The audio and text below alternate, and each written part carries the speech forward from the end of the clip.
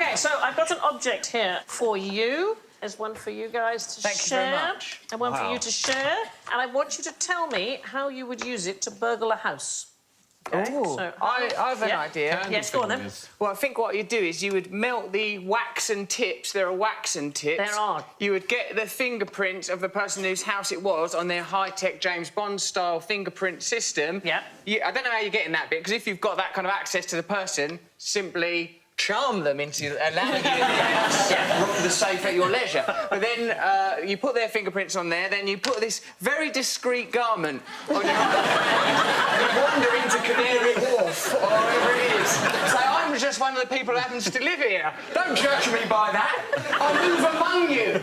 I love you. I'm a banker just like you. Then you press all the buttons, you're in there, and that's how you rob their house. Sorted. Simple business. Yeah, I don't know why we didn't think of that.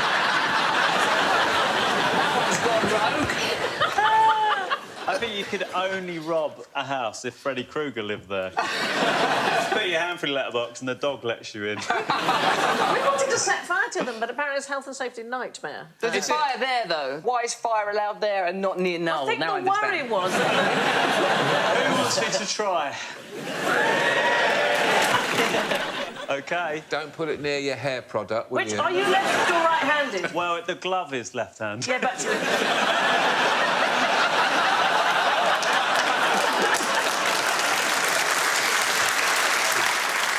OK. So, hang on. Is that it? So, in answer to your question, Sandy, while they're doing that, I go and burgle the house. Yeah. Is that what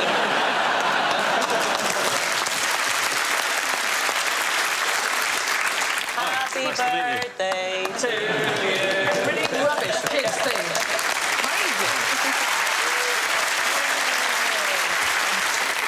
Is it the flame that's significant? Or Kind the of. rubber? So you needed the pickled hand of a hanged man. OK. You then needed to make a candle from the fat of the condemned man. And then, in an ideal world, you'd make the wick out of his hair. It's called a hand of glory. If you were holding the hand of glory, and the hand of glory had a... That's the hand of glory.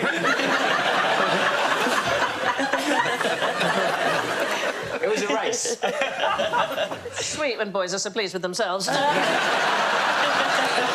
It's a good job this desk is here.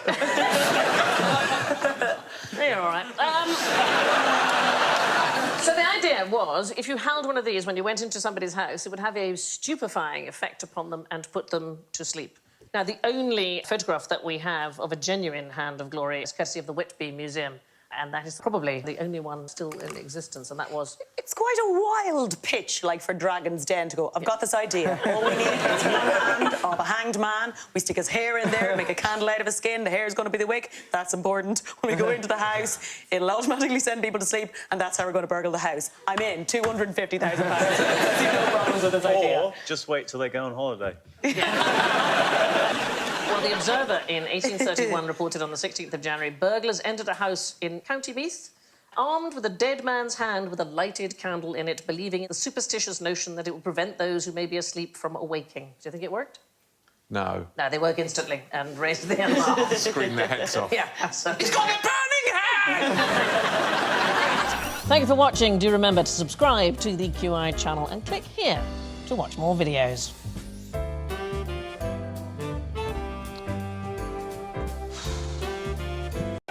Here's something nice. Cake. So you've each got a cake and a knife, and here is the challenge, OK? I want you to cut 2 pieces of exactly equal size.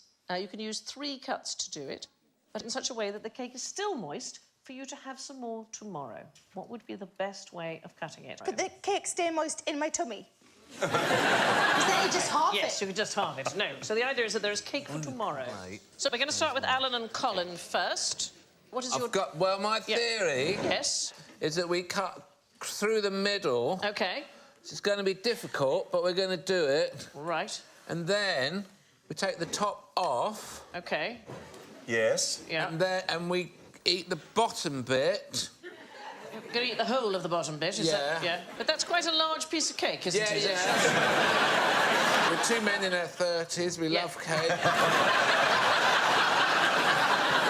take the top off. Yeah. Carl's going to remove the bottom of the cake. Right.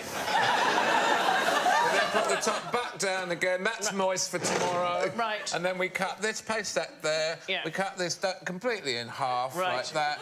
2 equal pieces. Wow, that's very good.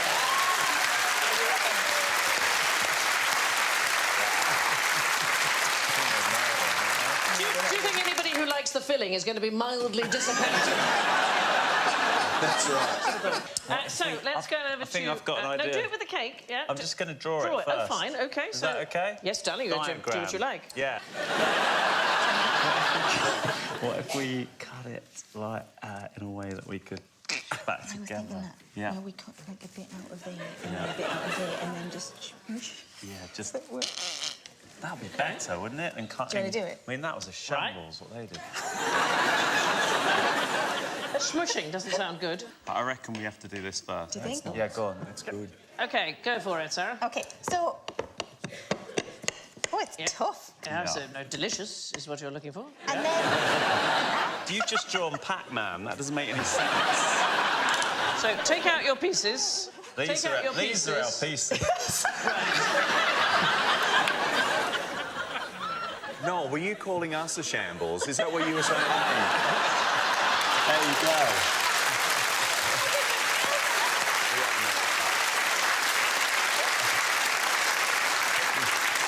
So there is a mathematical way of doing it. There was a man called Francis Galton. He's an extraordinary fellow. He was an explorer. He's the very first person to come up with the idea of a weather map. And he also was slightly obsessed with the idea of sharing a Christmas cake with his wife in an even manner. So what he did was he wrote a rather long treatise on the subject, which he sent to Nature magazine. You're absolutely heading in the right direction. So what you do is you cut right down the middle like this, and then you pull out the entire centre piece. That was it. That's only 2 cuts, though. Oh, wait, I haven't finished. OK. So you pull out the whole thing like Then this, you squish and then you it cut that together. one in half. Yeah. So then you And have then 2 we were pieces. nearly there. Oh, you were very nearly there. You have 2 pieces of cake like that, and then you simply push the cake back together. Did that and it will about- stay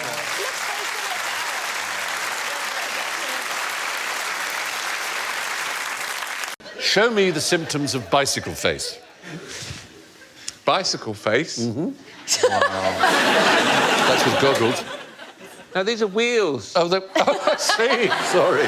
Of course they're wheels. What is bicycle face? When you get sucked off by your grifter? Wow.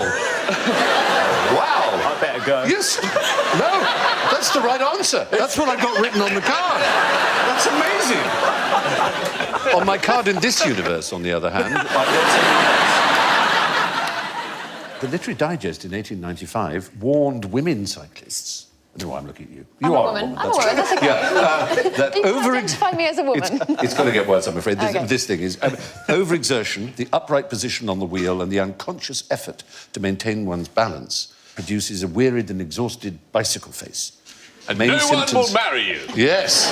The main symptoms are a hard, clenched jaw and bulging eyes, Wasn't sure what you were going to stop at. Quite. as well as being flushed or pale. Either of those. Yeah, and wearing a haggard, anxious expression. That's just the fear of patriarchy. Yeah. Well, there was a so much worry. pressure. Some doctors said that cycling would irritate the pelvic organs and stimulate women to disturbing lusts. If you can't get it at home, you get it on a bike, right, ladies? Yeah. Get your stimulated pelvic organs. Well, there's a downside, according to a French expert, who course. said it would ruin the female organs of matrimonial necessity. Now, Carrie, tell me, your organs of matrimonial necessity. Excuse me? What are you asking me? I'm just hoping that they haven't been ruined by bicycling. organs of natural You necessity. know what? It's funny, because the clitoris, if we go there...